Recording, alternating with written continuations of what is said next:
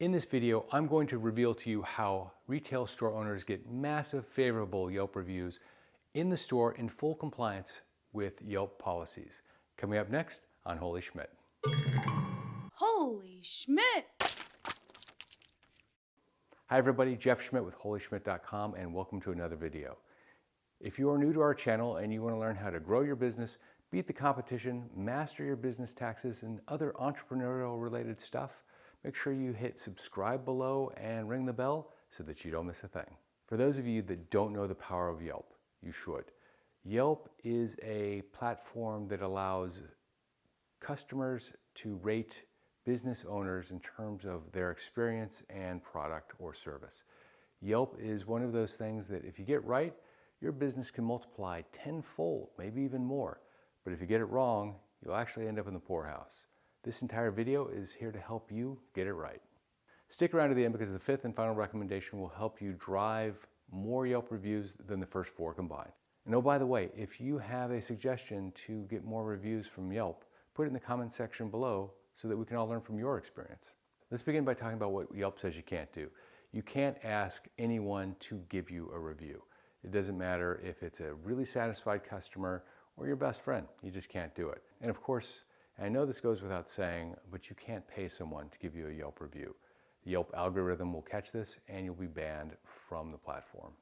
Interestingly though, when a customer walks out the door, they are far less likely to give you a review than if they do it in the store at the conclusion of the transaction. So you need to thread the needle and make sure that you do everything but ask them to give you a Yelp review. That's what the professionals do, and that's how you see businesses that have hundreds and hundreds of Yelp reviews, and that's what I'm going to show you next.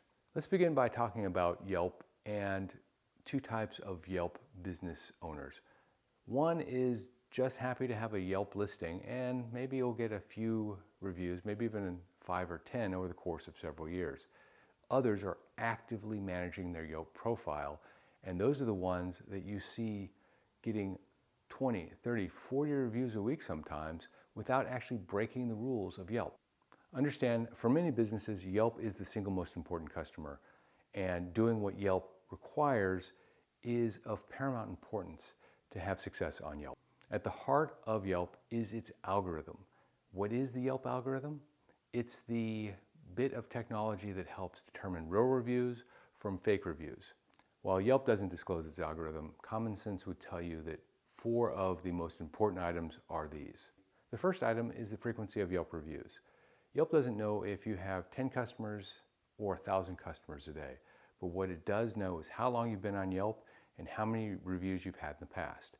So if your profile has 2 Yelp reviews and over the course of a weekend, you all of a sudden pick up another 25 and you've been with Yelp for years, that's going to send a big red flag to Yelp saying something is different here. We need to actually check this out.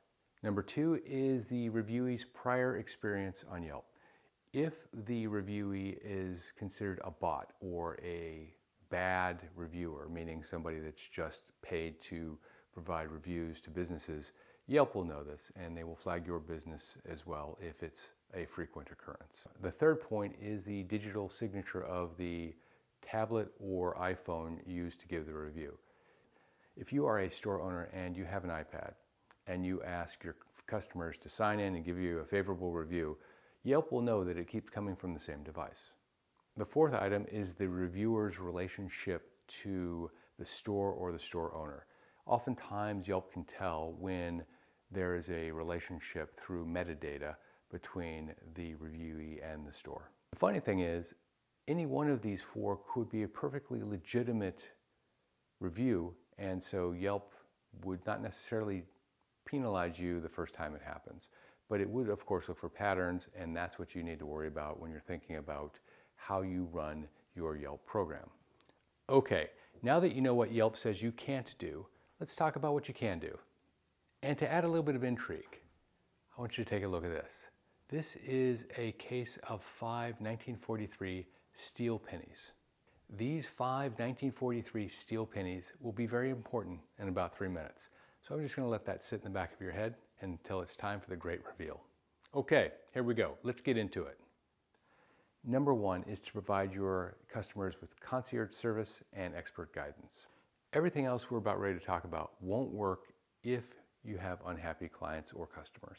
Number 2 is put a Yelp badge right there at the register and make it oversized so they know that obviously this is important to you. And in fact, put a sticker on your window as well so that they see it coming in.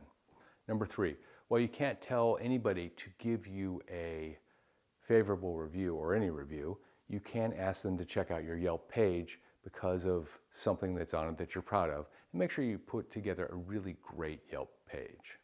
Number 4 is to post reviews all over your store. I'd actually print them out, even put them in a frame and have them everywhere. You want your customers to be surrounded by Yelp. Number 5, and most importantly, have a check-in offer and make sure that the customers know that this exists when they walk in the store. What is a check-in offer? It's a discount code, coupon, or giveaway that happens at the store. And the only way to get it is for them to check in on Yelp, either right before they get to the store or in the store. And this is wonderful because you can help them with this check-in offer. And while you're actually helping them with the check-in offer, they're on Yelp, they're going to get something for free, and they're favorably predisposed to give you a favorable review because they're already there and you just gave them something wonderful. But it's important, super important, that you give the customer an irresistible offer. Not one that's expensive, but one that is irresistible. And let me give you an example. I'm going to tell you a bit about myself. I'm a bit of a geek, and I actually have a coin collection. And one of the coolest things in that coin collection is a 1943 steel cent. During World War II, the US government needed copper for munitions, so all of the pennies were made out of steel in 1943. Now, while these aren't expensive, they're actually quite unique because people don't think about them. So if I had a coin store and my check-in offer was a steel cent, in fact 10 of them, that'd cost me about $1.30. They're roughly 13 cents a piece. They're inexpensive, easy to acquire, but rare nonetheless because people don't think about them, because they don't really have value, but they're just cool. So the check-in offer would be any purchase today receives 10 steel pennies. They have to check in to get it, and there's a very good chance that they will give you a Yelp review upon getting this offer. More importantly, the check-in offer has a positive effect on the Yelp algorithm, even if you have a surge of reviews over a very short period of time. For example, if you're the store owner I talked about at the beginning of the video, the one with 2 reviews over the last several years, and all of a sudden over the weekend your review number surged to 10, but you also had a check-in offer and you had 25 people check in, Yelp would view the correlation very positively because people are getting something for free, it's coming through Yelp, and all of a sudden they come back and review your store and probably give it a very favorable review. This has the added benefit of having a great deal of credibility with the Yelp algorithm. Hear me here though, although there's probably a high positive correlation between the check-in offer and the surge of favorable reviews with the algorithm, I am in no way suggesting that you ask your customers to give you a favorable review at checkout. That would be against the rules.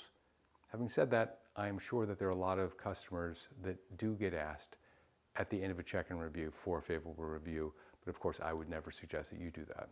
Before you go, if you like the video, please give it a thumbs up and don't forget to subscribe to our channel. Also, if you have a suggestion for everyone else on what works for you for your Yelp reviews, please let us know in the comment section below. Also, check out this video right here on the 10 best business apps for entrepreneurs in 2020. I am highly confident that most of these you've never seen before, but they will be game changers for you.